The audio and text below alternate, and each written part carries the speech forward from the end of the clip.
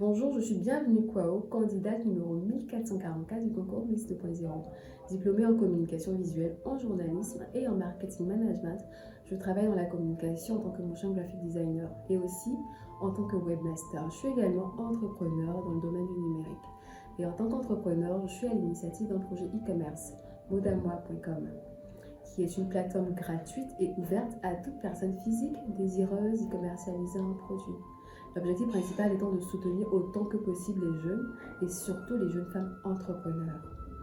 Pour ce challenge numéro 2, je vais vous parler de la dépigmentation.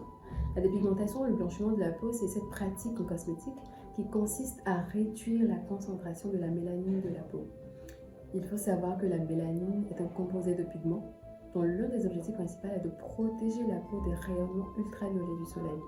En manquer revient à s'exposer à des maladies telles que le cancer.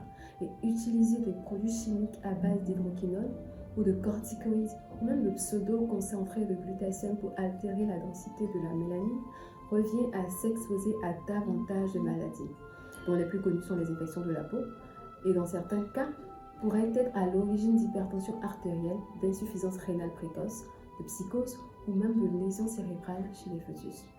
Le blanchiment de la peau n'est pas un phénomène inopiné.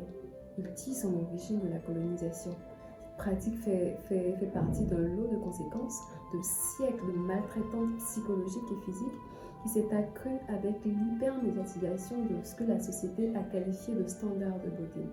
Et cette représentation négative de la peau noire a ouvert la voie à de nombreuses formes de discrimination. Selon l'OMS, 40% des femmes africaines se blanchissent la peau. Pour remédier à ce phénomène, l'État ivoirien a interdit la vente de produits éclaircissants contenant de l'hydroquinone. Cependant, l'interdiction à elle seule ne peut pas endiguer ce phénomène. Pour y arriver, il faut sensibiliser. Il faut une sensibilisation de masse et continue sur des décennies pour déraciner l'impression que le colorisme est un signe de suprématie, de progrès, de propreté, de beauté, autant dans l'esprit des femmes que dans celui des hommes. Aujourd'hui, heureusement, plusieurs voix influentes s'élèvent pour lutter contre ce phénomène et pour valoriser par extension la culture africaine. Parce que ce qu'il faut inculquer à nos enfants, c'est qu'il n'y a pas de caractéristiques standards à la beauté. Elle est complètement relative et comme le dit Oscar Wilde, la beauté est dans les yeux de celui qui regarde. Je vous invite donc à sensibiliser vos proches autour de vous pour mettre fin une bonne fois pour toutes à cette pratique. Merci de m'avoir écouté et surtout rappelez-vous, likez, partagez.